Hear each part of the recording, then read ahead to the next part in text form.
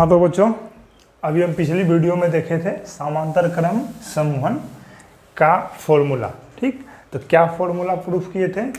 1/r equivalent बराबर 1/r1 plus 1/r2 plus 1/r3। ठीक है बच्चों, ये अभी हम लोगों ने प्रूफ किया था। तो अब इसी पे एक क्वेश्चन देख लेते हैं। इसी पे क्या देख लेते हैं? क्वेश्चन। ठीक, तो ज़्यादा से ज़्यादा वो फॉर्मूला और समझ में आ जाएगा। ये वो बोल रहा है कि मान लीजिए दो प्रतिरोध हैं, एक 4 ओम वाला है और एक है 12 ओम वाला। ठीक है, इस तरीके से एक 4 ओम है और एक 12 ओम।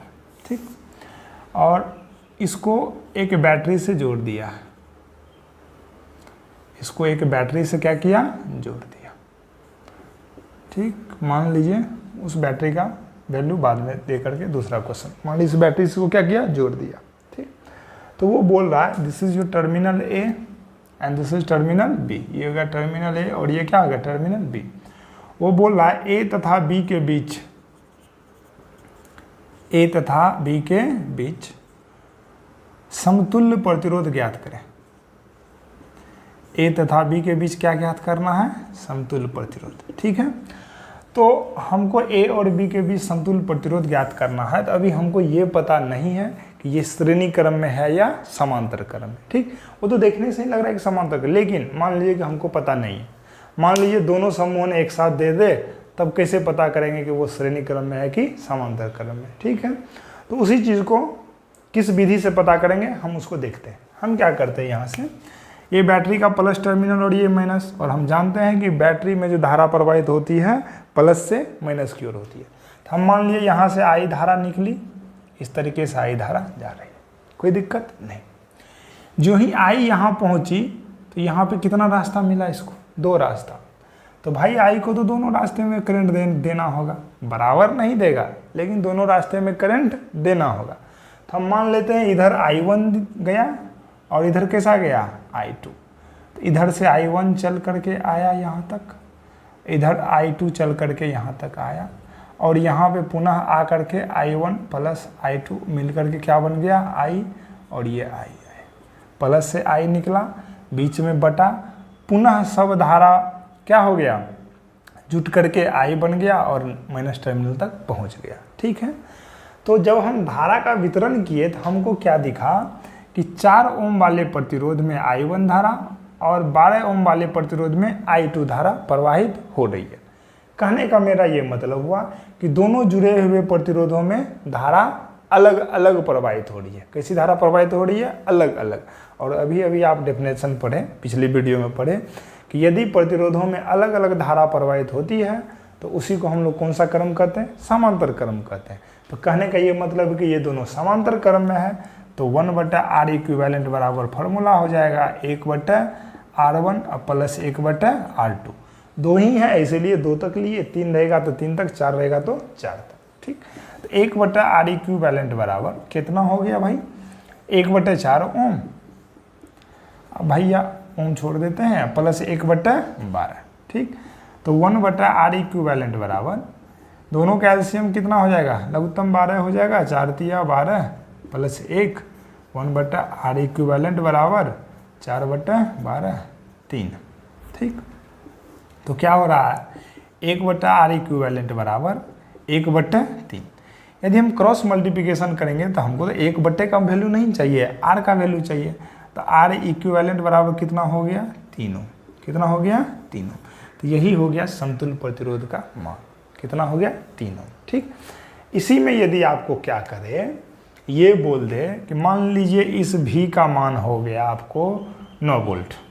V का मान कितना हो गया? 9 वोल्ट। क्वेश्चन नंबर दूसरा, क्वेश्चन नंबर ये पहला था, अब ये क्वेश्चन नंबर दूसरा। ठीक, क्वेश्चन नंबर दूसरा बोल दे कि यदि, ठीक है ना, बैटरी 9 वोल्ट का हो। सुनिएगा क्वेश्चन, आप लोग लिख लीजिएगा नोट्स में। यदि बैटरी कितने वोल्ट का हो? 9 वोल्ट का हो। ठीक है ना, यदि बैटरी 9 वोल्ट का हो तो परिपथ में, किसमें? परिपथ में। यदि बैटरी 9 वोल्ट का हो तो परिपथ में कितनी धारा प्रवाहित होगी? ठीक है ना, परिपथ में प्रवाहित धारा, परिपथ में प्रवाहित धारा बराबर वाट किसमें हम पूछ रहे हैं? परिपथ में।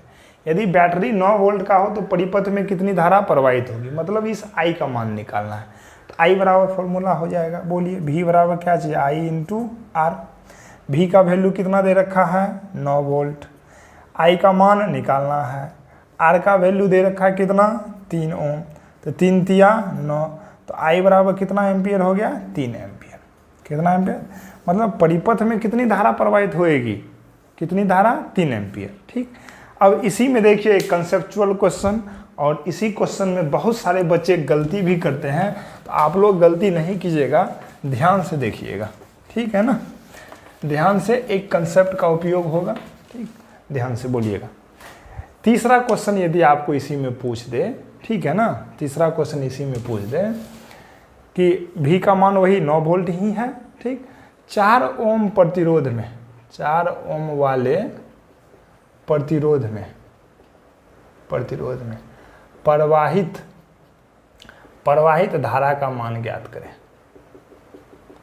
अब देखिए कंसेप्चुअल क्वेश्चन, 4 ओम वाले प्रतिरोध में प्रवाहित धारा का मान क्या कीजिए? ज्ञात कीजिए। कैसे करेंगे, है कि नहीं? थोड़ा सा सोचते हैं, लॉजिक लगाते, ठीक। देखिए अभी अभी हम लोग पढ़े थे, यदि प्रतिरोध समांतर क्रम में जुड़ा हो, ठीक है ना, यदि प्रतिरोध किस में जुड़ा हो? समांतर क्रम में जुड़ा हो, तो उसका विभव क्या होता है? सेम होता है। मतलब यदि यहाँ 9 वोल्ट है, ये दोनों समांतर क्रम में है, तो इसका भी विभव कितना हो जाएगा? 9 वोल्ट, और इसका भी विभव कितना हो जाएगा? 9 वोल्ट। ठीक, उम्मीद है समझ में आ गया हो, क्योंकि अभी अभी हम लोग पढ़े थे पिछली वीडियो में। तो 4 ओम वाला प्रतिरोध में केवल धारा का मान पूछ रहा है, मतलब I1 का मान पूछ रहा है कि नहीं? तो कैसे निकालेंगे? देखिए, इसका विभव कितना हो गया? विभव V बराबर कितना वोल्ट? 9 वोल्ट, ठीक है। R बराबर, इसका R कितना ओम? 4 ओम, ठीक। तो इसका I निकालने बोल रहा है, मतलब I1 बराबर, इसमें I1 मान है तो क्या हो जाएगा? I1 बराबर, तो हम जानते हैं ओम के नियम से V बराबर I इंटू R1। R1 है, R1 बराबर I1 इंटू R1। I1 का वैल्यू निकालना है तो V बटे कितना हो जाएगा? R1। V का वैल्यू कितना वोल्ट भाई? 9 वोल्ट। R1 का वैल्यू कितना वोल्ट? 4 ओम, ठीक है ना, कोई दिक्कत? तो I1 का वैल्यू जितना भी काट के आएगा उतना एम्पियर। कोई दिक्कत समझने में? 4 दूना 8, 4 दूना 8, 1 हो गया, फिर से 2, फिर से 10, 8, 2, 5, ठीक है ना, 2.25 एम्पियर I1 का मान हो गया। कोई दिक्कत? तो यहाँ पर हम कौन सा कंसेप्ट लगाएं कि समांतर क्रम में जुड़े हुए प्रतिरोधों का विभव क्या होता है? सेम होता है। ये वाला कंसेप्ट आपको बड़े बड़े क्वेश्चन सॉल्व करने में क्या करेंगे? मदद करेंगे। ठीक है बच्चों, उम्मीद है आपको समझ में आ गया होगा। समांतर क्रम का समतुल्य प्रतिरोध निकालना, कुल धारा निकालना, और किसी भी एक प्रतिरोध में धारा कैसे निकालेंगे वो चीज़ करना। कोई दिक्कत? तो ठीक है, नेक्स्ट देखते हैं, आप लोग इसको लिखिए। नेक्स्ट देखते हैं श्रेणी क्रम और समांतर क्रम में अंतर। ठीक है बच्चों, चलिए तो बच्चों देखते हैं श्रेणी क्रम और समांतर क्रम में अंतर। ठीक, दीजिएगा आप लोग, हेडिंग दीजिएगा, ऊपर लिखिए श्रेणी क्रम समूहन और समांतर क्रम समूहन में अंतर। ठीक, दे दिए, हिंदी में लिखिए, अंग्रेजी में लिखिए डिफरेंस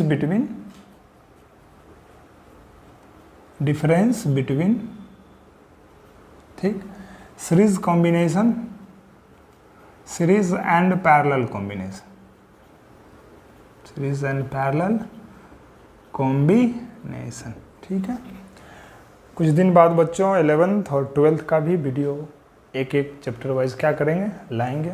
ठीक, आपके जो भी दोस्त हैं 11th और 12th में, उनके बीच जरूर शेयर कीजिएगा। ठीक है ना। तो बोर्ड का 2 पार्ट करते हैं, एक साइड देते हैं श्रेणी क्रम समूहन, दूसरे साइड देते हैं समांतर क्रम समूहन। ठीक है, इसमें लिखिएगा पहला पॉइंट।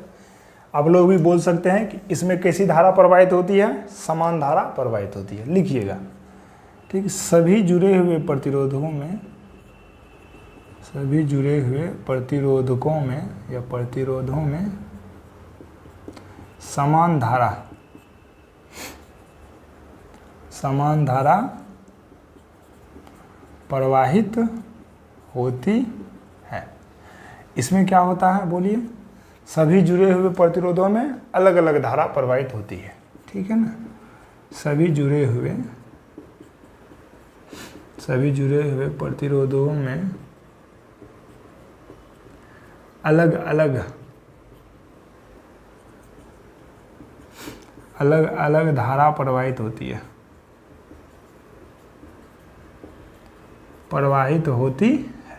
ठीक।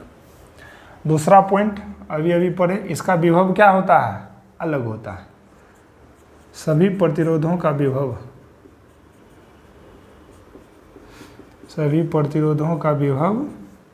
क्या होता है, अलग अलग होता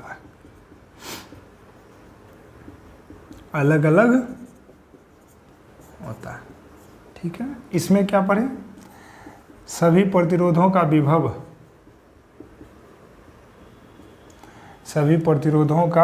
विभव क्या होता है, समान होता है। सभी प्रतिरोधों का विभव समान होता है, ठीक है भाई। तीसरा नंबर देखते हैं, इसका समतुल्य प्रतिरोध का फॉर्मूला क्या होता है, R1 plus R2 plus R3, है कि नहीं। कहने का ये मतलब है समतुल्य प्रतिरोध का मान, ठीक, सभी प्रतिरोधों के मान के योग के क्या होता है, बराबर होता है। तो हम इसको लिख सकते हैं इस तरह से, समतुल्य प्रतिरोध का मान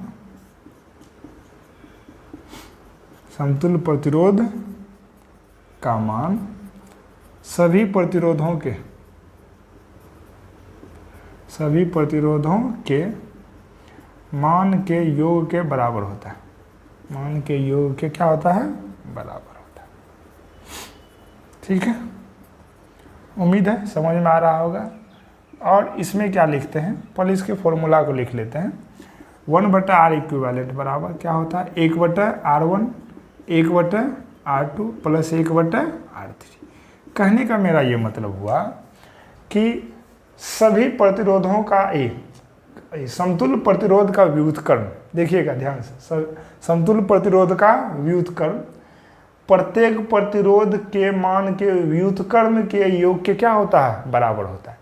R1 का भी व्युत्क्रम निकाल लीजिए, R2 का भी, R3 का भी, तब उसके जोड़ के मान के क्या होता है, बराबर होता है कि नहीं। तो हम लिख सकते हैं कि समतुल्य प्रतिरोध का व्युत्क्रम, समतुल्य प्रतिरोध का व्युत्क्रम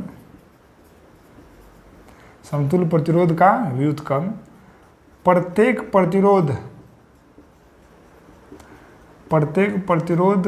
के मान के व्युत्क्रम, प्रत्येक प्रतिरोध के मान के व्युत्क्रम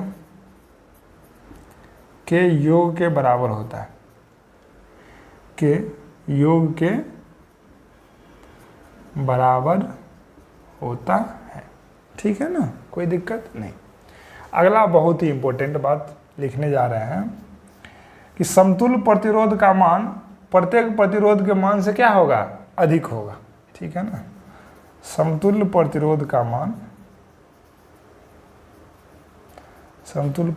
का मान प्रत्येक प्रतिरोध के मान से, प्रत्येक प्रतिरोध के मान से क्या होगा, अधिक होगा, क्या होगा, अधिक होगा, ठीक है। चौथा नंबर इसका देखते हैं, ठीक है ना। क्या होगा, समतुल्य प्रतिरोध का मान, ठीक है ना, प्रत्येक प्रतिरोध के मान से क्या होगा, कम ही होगा, ज़्यादा कभी भी नहीं होगा, ठीक है ना। समतुल्य प्रतिरोध का मान, समतुल्य प्रतिरोध का मान प्रत्येक प्रतिरोध के मान से कम ही होगा, कम ही होगा, ठीक है ना। इसमें क्या होता है, यदि एक प्रतिरोध को आप परिपथ से निकाल लेंगे तो बाकी प्रतिरोध में धारा प्रवाहित क्या हो जाएगी, बंद हो जाएगी, ठीक है ना।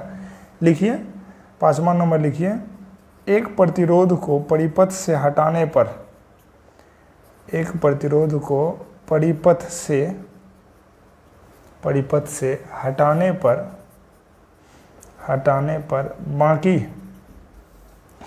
बाकी प्रतिरोध में भी धारा प्रवाहित बंद हो जाती है। बाकी प्रतिरोध में भी धारा प्रवाहित, लिखिए क्या हो जाती है, बंद हो जाती है। ठीक है ना। इसमें क्या होगा, इसमें लिखिए, इसमें लिखिए, हम बोल रहे हैं लिखिए, जगह नहीं है।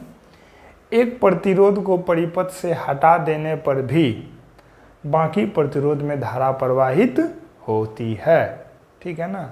समांतर क्रम का लास्ट पॉइंट लिखिएगा, जगह नहीं है, बोल दे रहे हैं कि एक प्रतिरोध को परिपथ से हटा देने पर भी बाकी प्रतिरोध में धारा प्रवाहित होती है। कोई दिक्कत नहीं। उम्मीद है बच्चों आप लोगों को सारा पॉइंट, सारा टॉपिक समझ में आ गया होगा, क्योंकि हम सभी पॉइंट्स को छोटे छोटे बिंदुओं में और अपनी भाषा में आपके सामने ला रहे हैं, जिससे कि कमज़ोर से कमज़ोर छात्र भी क्या करे, आसानी से फिजिक्स को समझ ले। ठीक है बच्चों, तब तक के लिए नमस्कार। अच्छे से मेहनत कीजिए, रिवीजन जरूर कीजिए। ठीक है ना। रिवीजन में ही सफलता का रहस्य है, ये बात हम हर एक क्लास में आपको बोलते आ रहे हैं। ठीक, तब तक के लिए धन्यवाद। नेक्स्ट वीडियो में लेकर के आएंगे श्रेणी क्रम, समांतर क्रम और समतुल्य ये कॉम्बिनेशन का, मिक्स्ड कॉम्बिनेशन का क्वेश्चंस है कि नहीं है, इस पर न्यूमेरिकल्स लेकर के आएंगे। अच्छा हाँ, 2 कॉम्बिनेशन पढ़े, तीसरा कॉम्बिनेशन नहीं देखे। तीसरे कॉम्बिनेशन को ना हम लोग, मिश्रित क्रम समूहन को ना हम लोग वो क्वेश्चंस पे ही क्या करेंगे, देख लेंगे। मतलब ऐसा क्वेश्चन लेंगे जिसमें श्रेणी क्रम भी रहेगा और समांतर क्रम भी रहेगा, उसी को क्या बोलते हैं, मिश्रित क्रम। मतलब ऐसा समूहन जिसमें श्रेणी भी रहे और समांतर भी रहे, उसी को क्या कहते हैं, मिश्रित क्रम समूहन। तो उसको ना हम लोग क्वेश्चन में ही क्या करेंगे, देख लेंगे, जो कि नेक्स्ट वीडियो में लेकर के हम आने वाले हैं। तब तक के लिए अच्छे से पढ़ाई कीजिए। नमस्कार।